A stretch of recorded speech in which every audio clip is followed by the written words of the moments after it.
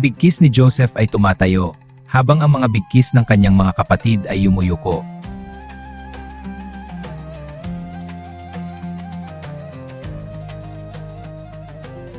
Bakit sila yumuko? Ano ang nais ipakita ng Diyos sa akin?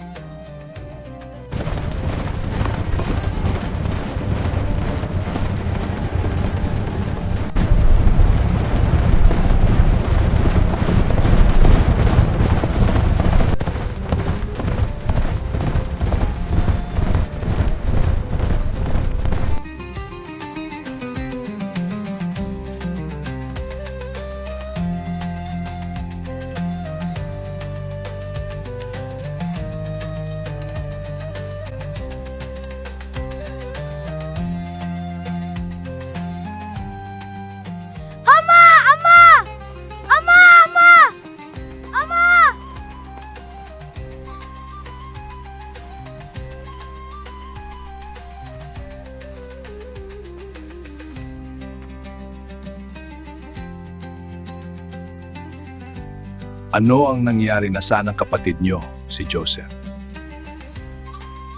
Ama, at ito lang ang natagpuan namin sa gubat, ang balabal ni Joseph na puro dugo.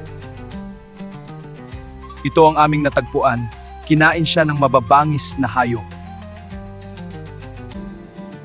Hindi! Joseph, anak ko!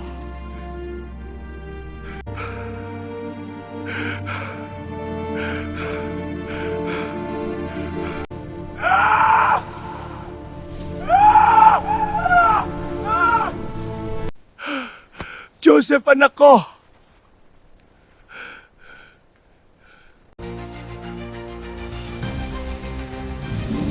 This presentation is brought to you by Divine Legacy Official.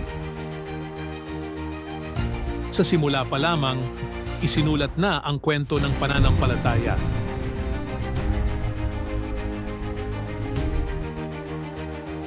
Isang kwentong naglalakbay mula sa hardin ng Eden, kung saan sina Adan at Eva ay nagkamali.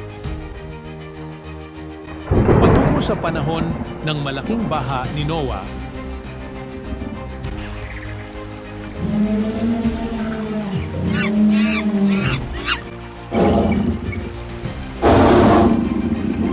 ang lakas at pag-ibig ni Samson.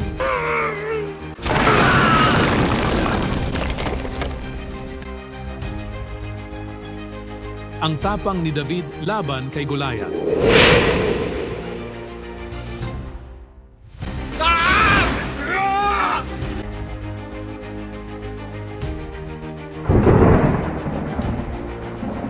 At ang pagtawid ni Moses sa dagat upang palayain ang Israel.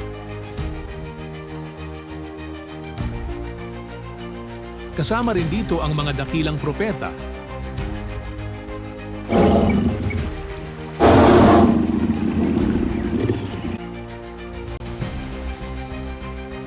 Ang mga hari.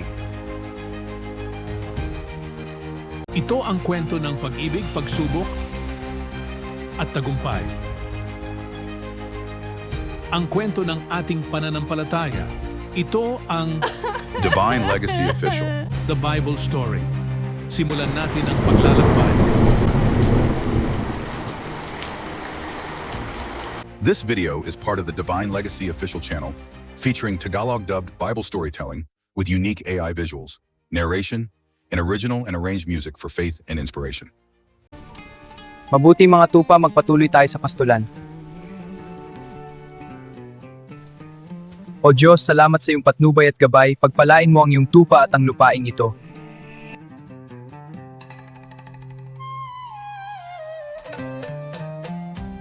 Sa lupain ng Kanaan, sa gitna ng mga pastulan at bundok, may isang ama na labis ang pagmamahal sa kanyang anak. Ang pangalan niya si Joseph, ngunit ang pagmamahal na ay nagdulot ng inggit sa kanyang mga kapatid. Sa bawat araw na lumilipas, naramdaman ni Joseph ang init ng pagmamahal ng ama at ang lamig ng galit ng kanyang mga kapatid. Joseph! Joseph, halika, may ibibigay ako. Ama, naririyan na po ako! Joseph, anak ko, ibinibigay ko ito sa iyo bilang tanda ng aking pagmamahal. Maraming salamat, mahal kong ama.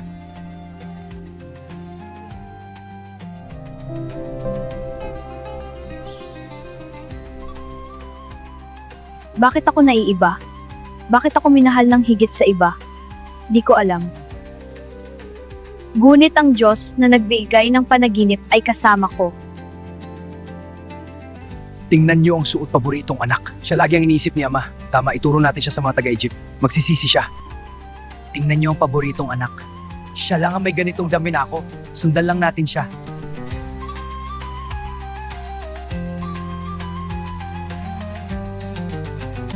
Tingnan natin kung magiging ganun pa rin siya kasaya pagkatapos nito. Sige, kukunin natin ang balabat, itapon natin siya.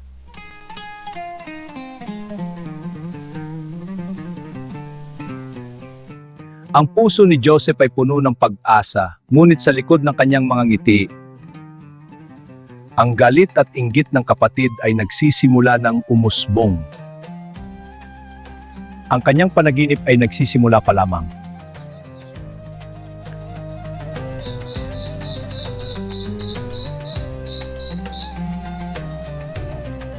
Sa mga gabing tahimik at puno ng bituin, nagsimulang magsalita ang Diyos sa puso ni Joseph.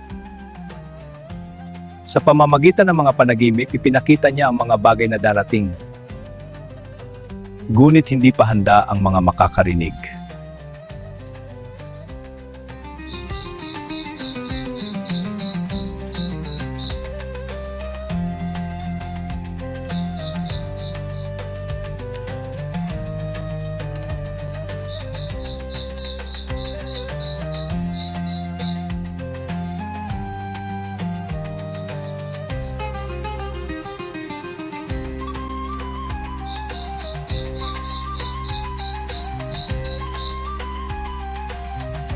Bakit sila yumuko?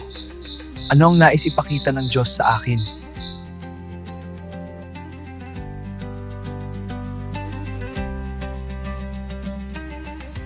Nanaginip po ako.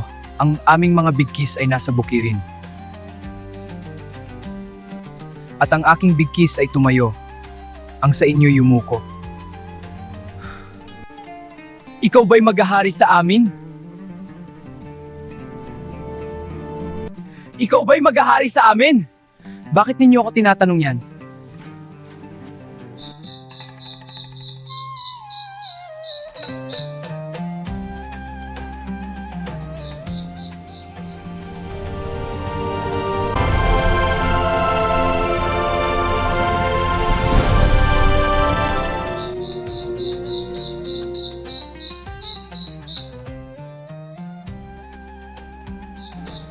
Umupo tayo at ikuwento mo sa akin na yung panaginip.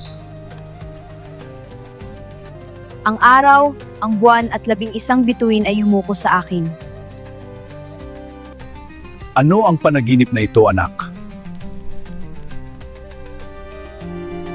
Pinag-isipan ito ni Jacob ngunit lalo namang nag-alab ang galit ng mga kapatid.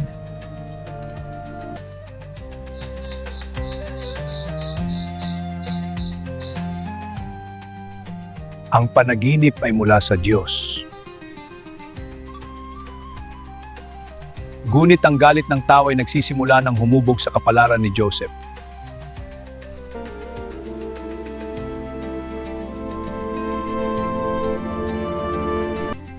Ang mga panaginip na nagmula sa Diyos ay hindi nawala sa isipan ng mga kapatid. Sa halip na magdala ng pag-asa, ang mga ito'y naging apoy na lalong nagpasiklab ng galit at inggit sa kanilang mga puso.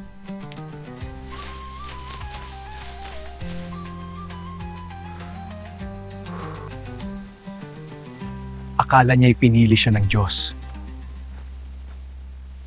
Bakit mabigat ang kanilang tingin? May nagawa ba akong mali?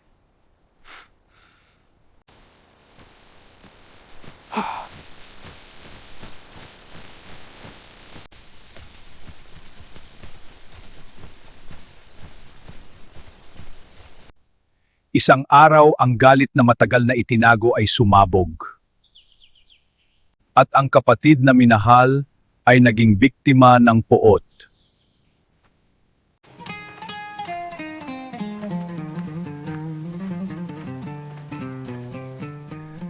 Ayan na ang mapangarapin.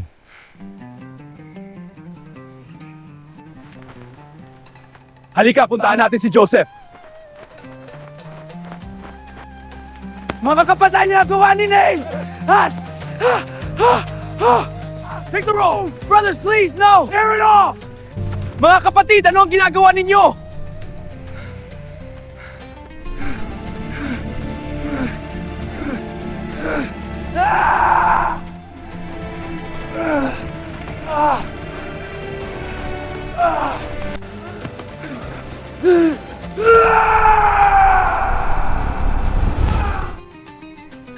Diyos ko, nasaan ka?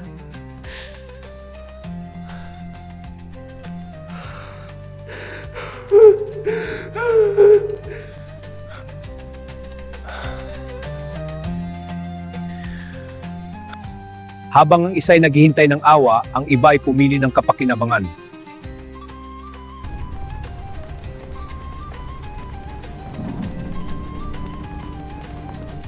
Ano na gagawin natin kay Joseph? Hindi ko alam, kuya. Mag-isip tayo. Tama. Ibenta natin siya.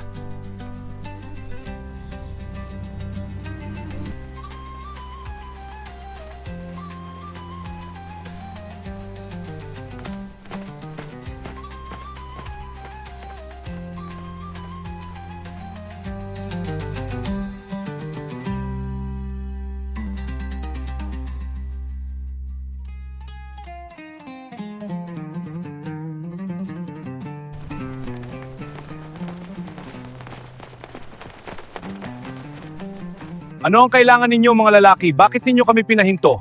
Mukhang bata pa siya. Saan ninyo nakuha? May dala kaming alipin. Malakas, bata at kaya magtrabaho. Di mahalaga kung saan siya galing. Ibinibenta namin siya. Magkano ang hinihingi ninyo? 20 pirasong pilak. Mahal para sa isang batang Hebreo. Malakas siya at marunong sumunod. Ayos, tatanggapin namin ang alok.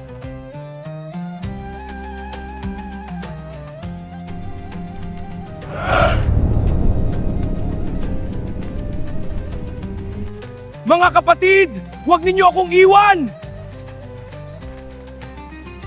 Mga kapatid, huwag ninyo akong iwan, kabanan! Sa isang iglap, ang anak ay naging alipin at ang pangarap ay tila naglaho.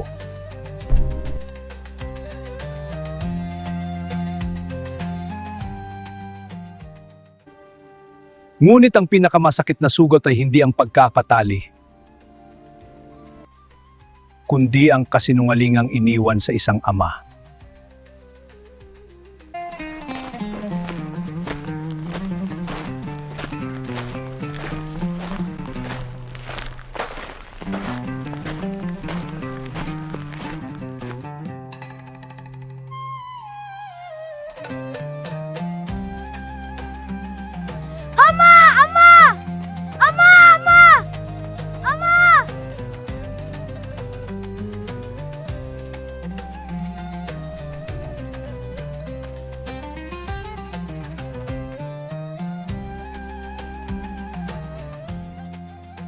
Ano ang nangyari na sanang kapatid nyo, si Joseph?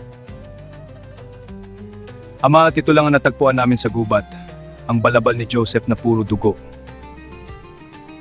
Ito ang aming natagpuan, kinain siya ng mababangis na hayop. Hindi! Joseph, anak ko!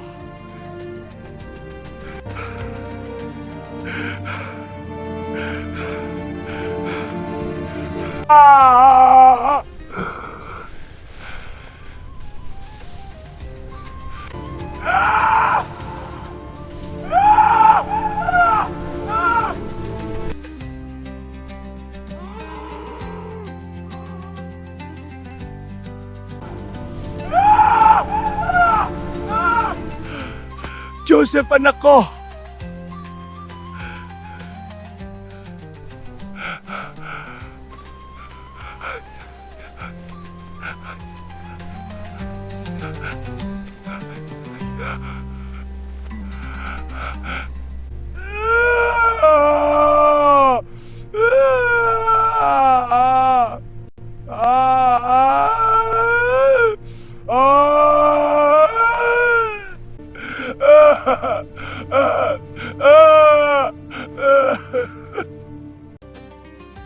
Akalang amay patay ang anak, ngunit ang Diyos ay gumagawa pa rin sa katahimikan.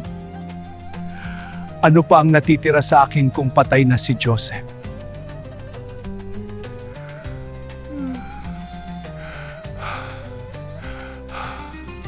Dinala si Joseph sa isang banyagang lupain sa Ehipto.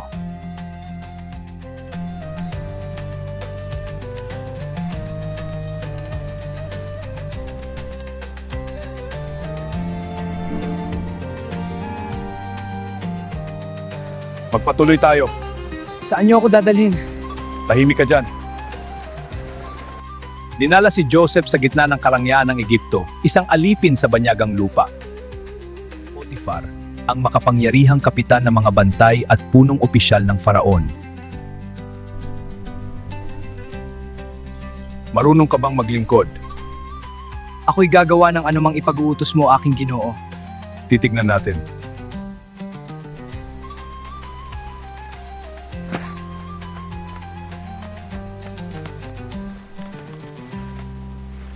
Si Potiphar habang nagmamasid at pinagmamasdan si Joseph.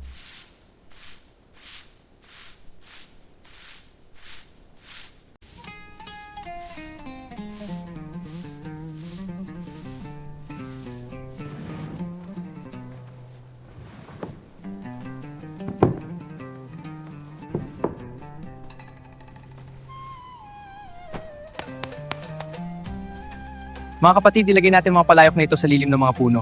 Pagkatapos magsipaghanda tayo para sa hapunan. At napansin ito ni Potiphar, ang kasipagan at husay ni Joseph.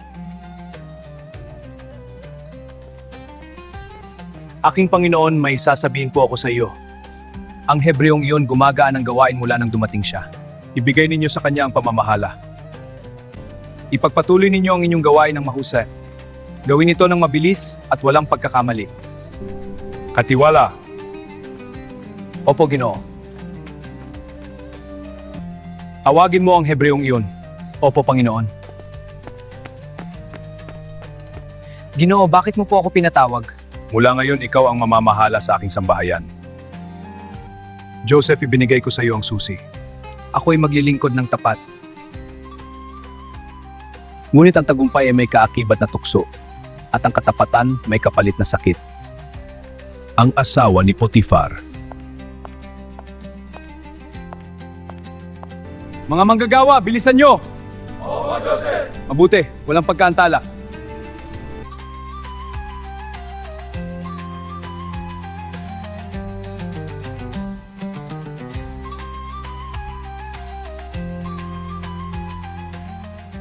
Joseph,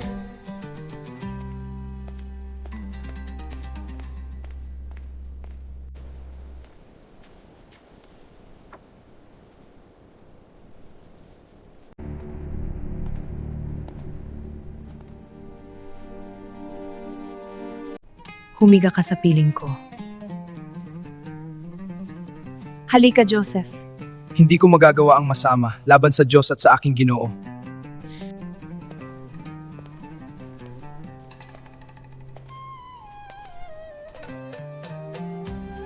Tawagin mo si Joseph at may pag-uutos ako. Joseph, Mahal na ginang, bakit mo po ako pinatawag? samahan mo akong maligo dito. Halika, lumapit ka sa akin. Pero mahal na ginang, Halika na, Joseph. hindi po maaari.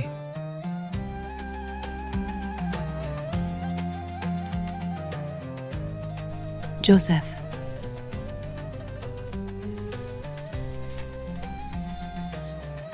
Hindi ko po magagawa. Ang hiya ay naging galit. Ang galit ay naging kasinungalingan.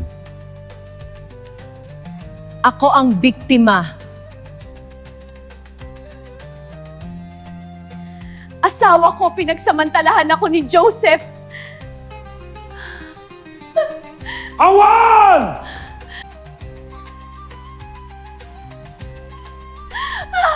Huling si Joseph at ikulong. Mula sa bahay ng karangalan patungo sa kulungan ng kadiliman. Hindi dahil sa kasalanan, kundi dahil sa katapatan. Ang Diyos ang nakakaalam ng katotohanan.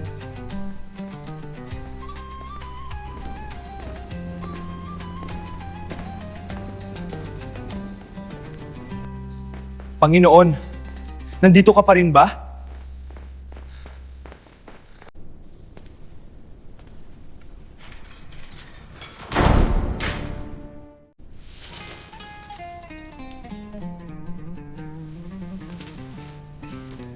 Diyos ko, kung ito po ang kalooban mo, maghihintay ako. Sa lugar na tila iniwan ng Diyos, doon niya hinuhubog ang kanyang lingkod.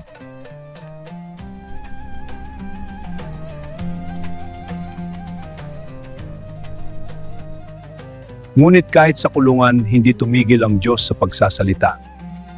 Sa dilim, ang mga panaginip ay muling bumubukas. At si Joseph, ang bilanggo, ay muling naging tagapagsalita ng Diyos.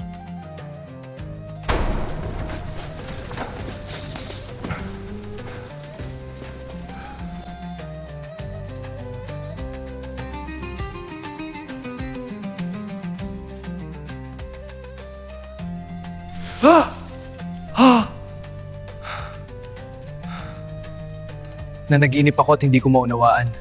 Ako rin, mabigat ang aking puso. Ang pagpapaliwanag ng panaginip ay mula sa Diyos. Ikuwento ninyo sa akin. Kahit ako'y nakakadena, ang Diyos ay kasama ko. Nakita ko ang isang puno ng ubas, may 3 sanga, namunga agad, piniga ko ang ubas sa saro ng hari. Ano ibig sabihin nun? 3 araw, ibabalik ka sa iyong tungkulin, muli kang maglilingkod sa hari. Ako naman may 3 basket ng tinapay sa aking ulo, ngunit ang mga ibon ay kumakain mula rito. 3 araw, ikaw ay hahatulan, ang buhay mo ay kukunin.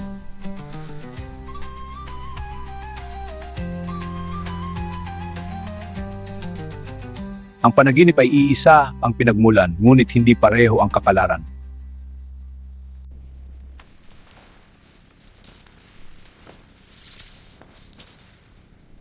Kapag ikaw ay nakalaya, alalahanin mo ako. Ako'y dinala rito ng walang kasalanan.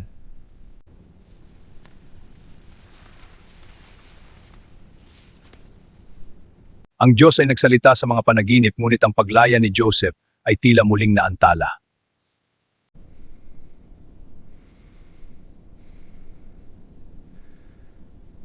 Lumipas ang mga araw at dumating ang itinakdang oras. Ang panaginip ay nagkatotoo, ngunit hindi para kay Joseph. Tumayo ka at lalaya ka na. Ang iyong sinabi natupad. Huwag mo akong kalimutan.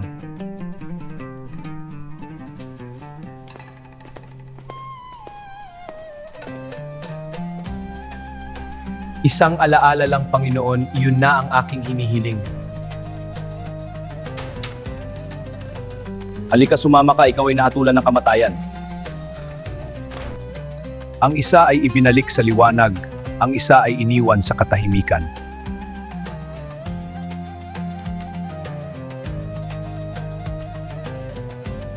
Lumipas ang mga araw, naging linggo, naging buwan. Walang bumabalik, walang mensahe, walang pangalan na binanggit. Diyos ko, nakalimutan mo ba ako? Hindi siya nakalimutan ng Diyos, ngunit kailangan pa niyang hintayin.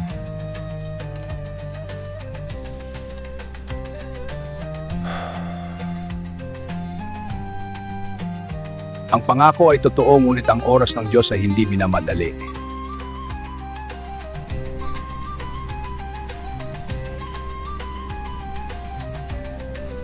Lumipas ang mga taon, walang bumalik, walang umalala, at si Joseph ay naiwan.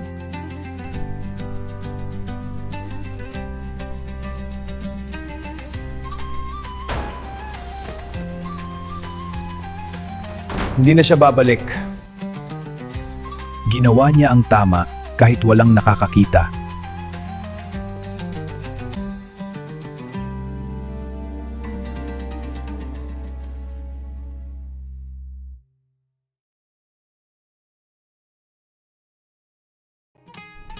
Hanggang kailan, Panginoon? Hindi pa tapos ang kwento, hinahanda pa lamang ang tao. Kapag tahimik ang Diyos, hindi ibig sabihin na wala siya.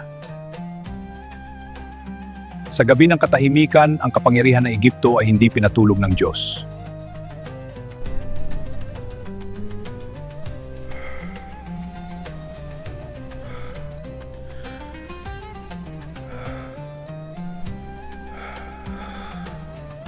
Ang lupa ay masagana, ang ani ay tila walang hanggan.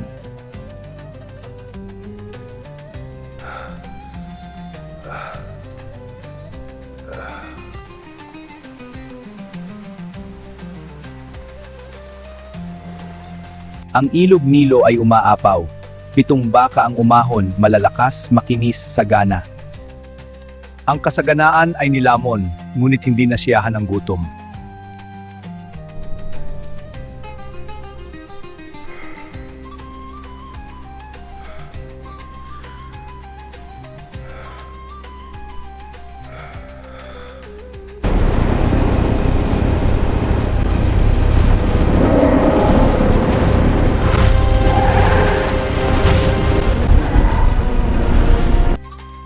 Ang panaginip ay inulit sapagkat ang babala ay tiyak.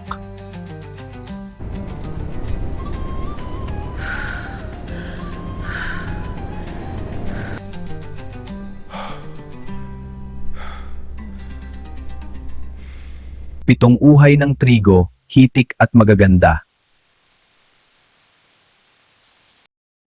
Sumunod ang 7 uhay, tuyo tinupok ng hanging silangan.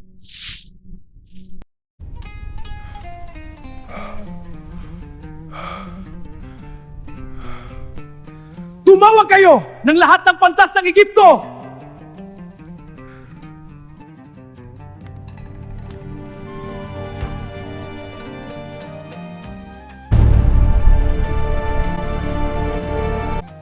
Dumating ang mga manghuhula sa lamangkero pantas tagadala ng alak. Mahal na Paraon, pinatawag mo kami ano ang maipaglilingkod namin. Ako'y nanaginip. Ipaliwanag niyo ang aking panaginip. Maraming tinig ngunit walang katotohanan.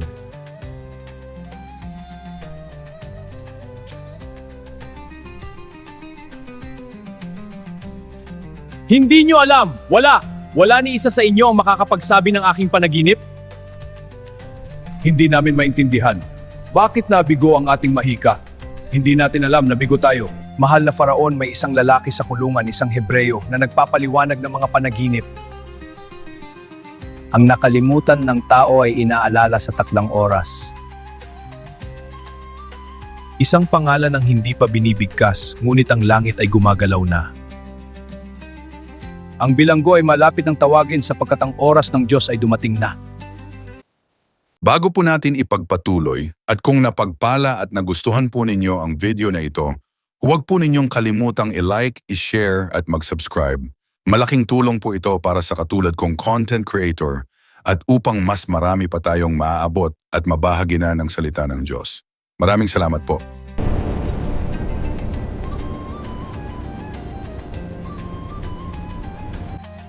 Ang panaginip ng hari ay walang sagot hanggang maalala ang isang nakalimutan. Joseph!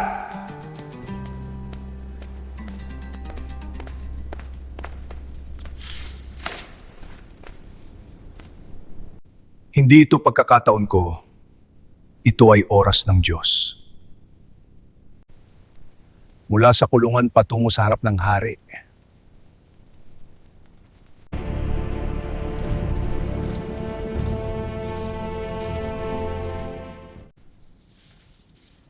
Mahal na Faraon, narinig ko na ikaw ay nakapagpapaliwanag ng panaginip. Hindi ako, mahal na Faraon, kundi ang Diyos ang nagbibigay ng kahulugan. Isinalaysay ng hari ang kanyang nakita, isang babala, sa anyo ng panaginip. Sa unang panaginip, 7 matatabang baka nilamon ng 7 payat. Sa pangalawang panaginip, 7 busilak na uhay tinupok ng 7 tuyot. Ang Diyos ay nagbukas ng isip ni Joseph, hindi haka-haka kundi katiyakan. Si Joseph ay huminga ng malalim tumingala hindi sa hari kundi sa langit. Iisa ang kahulugan ng panaginip, 7 taon ng kasaganaan ang darating. Susundan ng 7 taon ng matinding taggutom. Hindi lamang kahulugan ang ibinigay, kundi karunungan. Pumili ang Faraon ng isang marunong na tagapangasiwa. Tipunin ang ani sa panahon ng sagana upang may buhay sa panahon ng gutom. Ang bulwagan ay natahimik sapagkat ang Diyos ay nagsalita sa pamamagitan ng isang bilanggo. Mayroon pa bang ibang gaya mo na kinasihan ng Espiritu ng Diyos?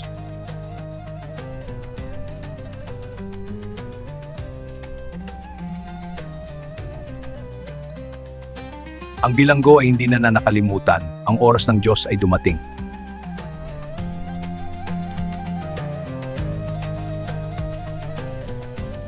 Sa loob ng maraming taon, si Joseph ay nakalimutan sa dilim.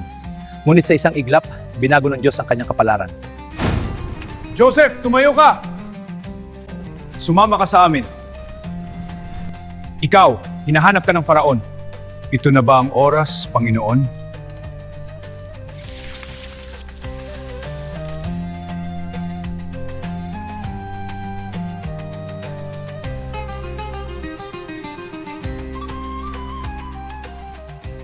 Ang alipin ay inihahanda para humarap sa Faraon.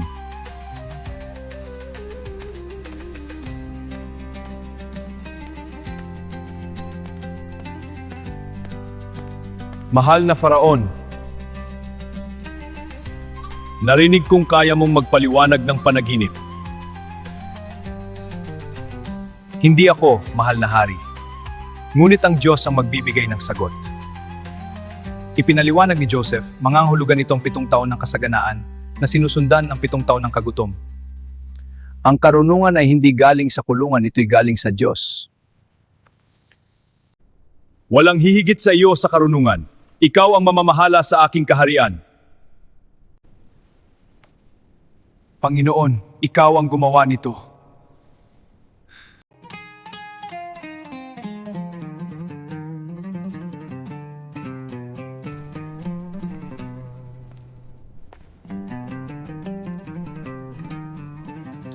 Ang Diyos ay hindi kailanman nahuli. Ang kulungan ay bahagi lamang ng daan patungo sa kanyang plano.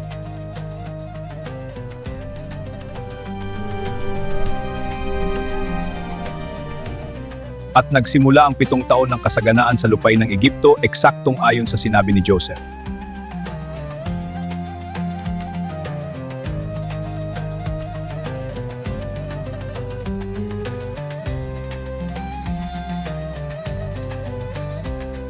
Ang Diyos ang nagbigay at ang Diyos ang maghahanda sa darating.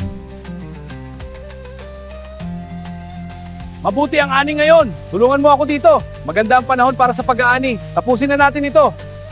Siksik na siksik ang butil. Mabigat ang ani ngayon. Sayang masaya ako sa ani. Salamat sa Nile. Umaapaw sa biyaya. Bilang tagapamahala ng buong Ehipto, inutusan ni Jose ang mga tagapaglingkod na tipunin ang labis na ani.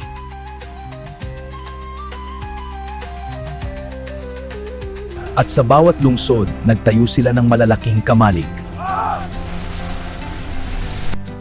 Darating ang araw na kakailanganin nila ito.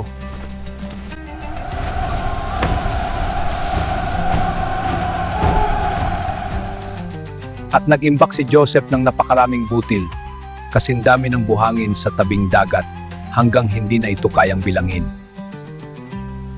Purihin ang Diyos ng aming mga ama. Sa gitna ng kasaganaan, nanatiling mapagkumbaba si Joseph.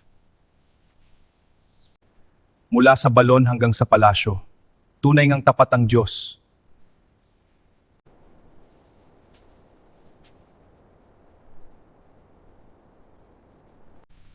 At matapos ang 7 taon ng kasaganaan, dumating ang taggutom sa lupain.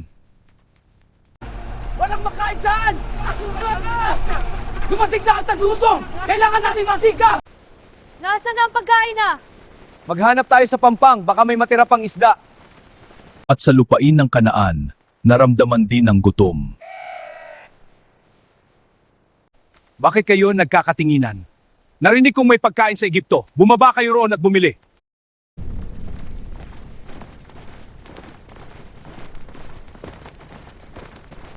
At naglakbay ang mga kapatid ni Joseph. Hindi nila alam kung sino ang kanilang haharapin. Panginoon, kailan mo ihaharap ang aking nakaraan? Patuloy lang ang ating paglalakbay. Opo, hindi tayo hinto. Magtiwala tayo.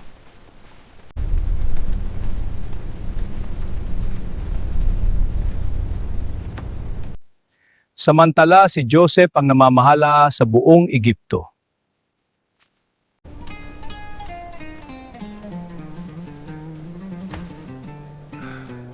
At dumating sa Ehipto ang mga kapatid ni Joseph.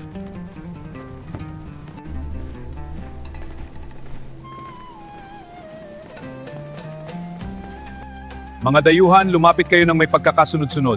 Tanggapin ninyo ito, ipagpatuloy ang linya. Kayo? At naalala ni Joseph ang kanyang napanaginipan. Ang bigkis ni Joseph ay tumatayo habang ang mga bigkis ng kanyang mga kapatid ay yumuyuko. Ang araw, ang buwan at 11 bituin ay yumuko. At iniutos ni Joseph ang isang pagsubok na hahayag sa puso ng bawat isa. Steward, come here. Yes, my lord. Go to my brothers and fill their sacks with grain. At may inutos si Joseph sa steward na ikakagulat ng magkakapatid. At sa huling pagkakataon, sinubok ni Joseph ang puso ng kanyang mga kapatid. Hindi upang maghigante, kundi upang makita kung sila'y nagbago na. Panginoon, handa na ba silang magmahal tulad ng itinuro mo sa akin? Sa loob ng maraming taon, itinago ni Joseph ang kanyang luha, ngunit sa sandaling ito ang langit at lupa ay tatagpo. At ang kopa ng hari ay natagpuan sa bag ng bunsong kapatid. Lumapit si Judah, lumuhod sa harap ni Joseph. Ako na ang maging alipin, huwag lamang ang batang ito. Paano akong haharap sa aking ama kung mawawala siya sa amin? Panginoon, kung ito na ang oras, ikaw ang magsalita sa pamamagitan ko. Mga kawal, iwan niyo kami!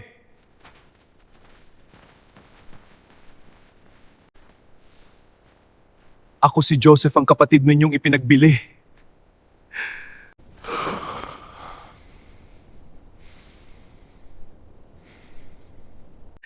Huwag kayong matakot, sapagkat ang masama ninyong ginawa, ginamit ng Diyos para sa ikabubuti.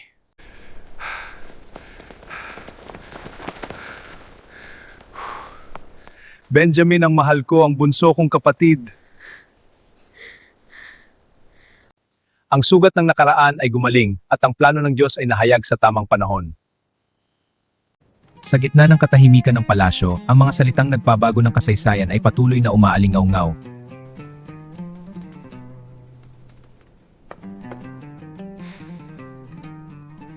Huwag kayong mag-alala, hindi kayo ang may huling salita, ang Diyos ang may hawak ng lahat.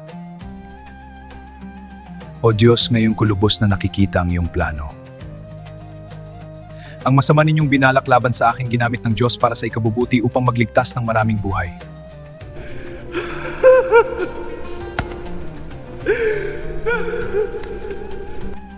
Mga kapatid ko, tumayo kayo.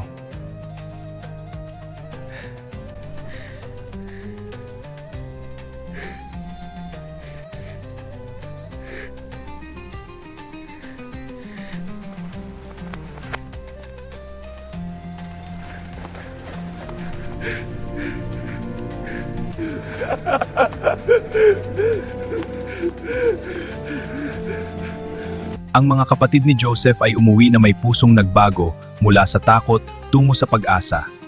Ang paglalakbay na minsan puno ng pagkakasala ay ngayon dinadala ng biyaya. Salamat, Panginoon.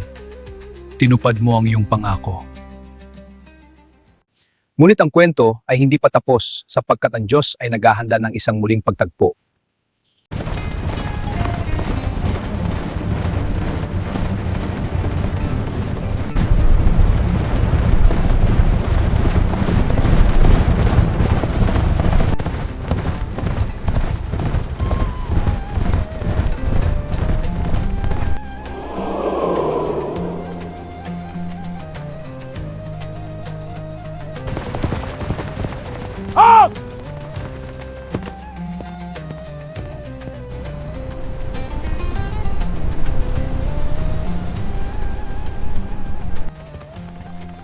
Ama, Anak ko, Joseph, buhay ka. Anak ko, ama ko. Love for me.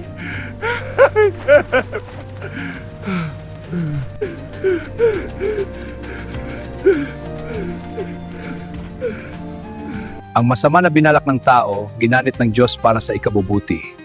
Sa tamang panahon, ang panaginip ay naging tadhana. Dahil ang plano ng Diyos ay laging perpekto. May mga susunod pang kabanatang tiyak na magpapatatag sa inyong pananalig.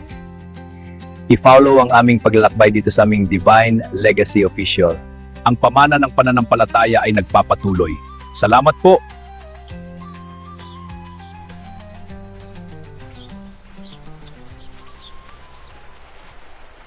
Bago po natin ipagpatuloy at kung napagpala at nagustuhan po ninyo ang video na ito, huwag po ninyong kalimutang i-like, i-share at mag-subscribe.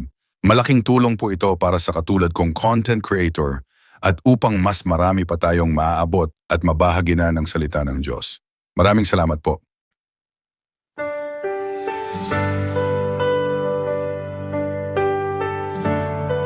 At si Jose ay nagkaroon ng panaginip at ibinunyag ng Diyos ang kanyang gagawin.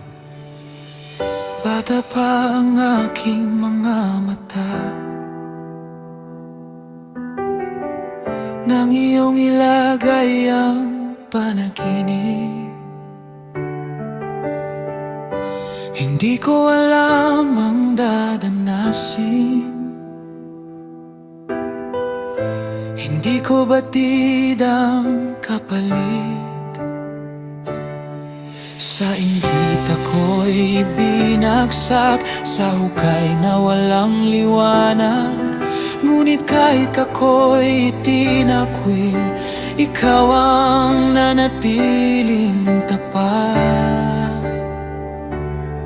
Sa dilim mo ako hinubog,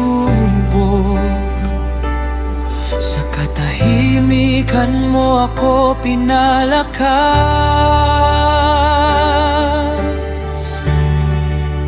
Ikaw ang Diyos sa aking pagkabihat, ikaw ang Diyos sa aking tagumpay. Sa kulungan man o sa trono, ikaw pa rin ang naghahari. Kung luha ang aking tinahak, ikaw ang aking sandigan. Hindi panaginip ang nagligtas, kundi Ikaw, O Diyos, magkatapatan. Ngunit ang Panginoon ay sumasa kay Jose at ipinakita niya ang kanyang kagandahang loob.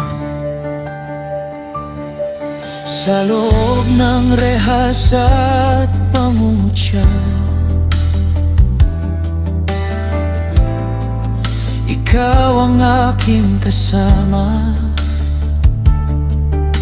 Hindi mo iniwan ang aking kamay, kahit ang mundo'y tumalikod na.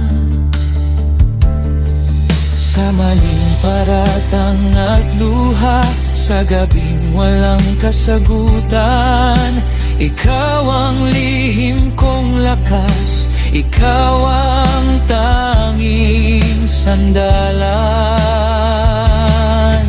Kung mabagal man ang iyong oras, ako'y maghihintay sa iyong gawa.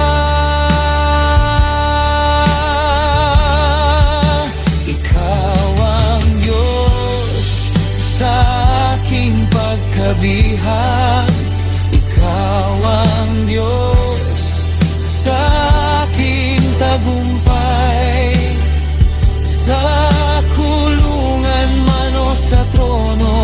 ikaw pa rin ang naghahari. Kung luha ang aking tinahat, ikaw ang aking sandigan. Hindi panaginip ang nagligtas, kundi ikaw, o Diyos ng katapatan. Huwag kayong magdalamhati, sapagkat sinugo ako ng Diyos upang magligtas ng buhay. Hindi paghiganti ang iyong layon, kundi kapatawarang nagliligtas. Ang sugat ay ginawang daan upang ang marami mabuhay.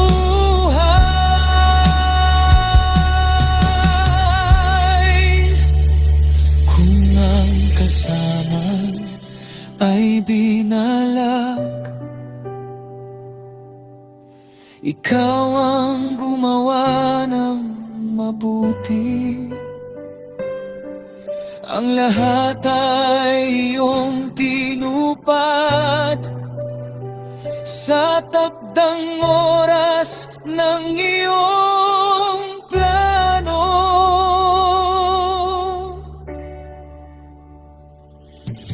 Hanggang sa dumating ang kanyang salita, ang salita ng Panginoon, ang sumubok sa kanya.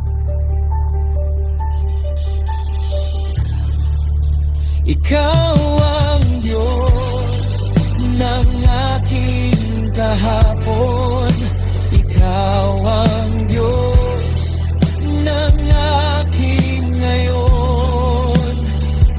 Ang panaginip mo'y hindi namatay, ito'y iyong tinupad sa tamang panahon.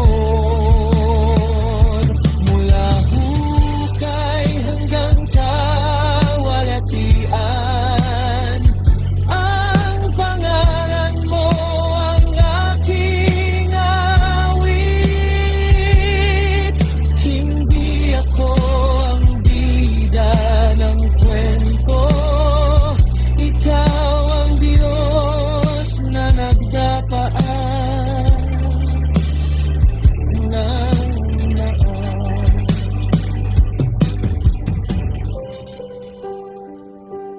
Hindi ako nakalimutan ng Diyos. Ang lahat ay kanyang itinakda.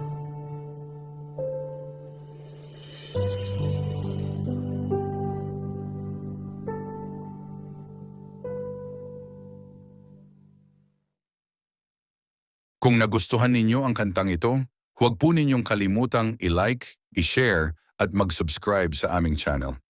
Pindutin din ang notification bell upang maabot pa natin ng mas marami pa sa pamamagitan ng mga awitin ng pananampalataya. Salamat po.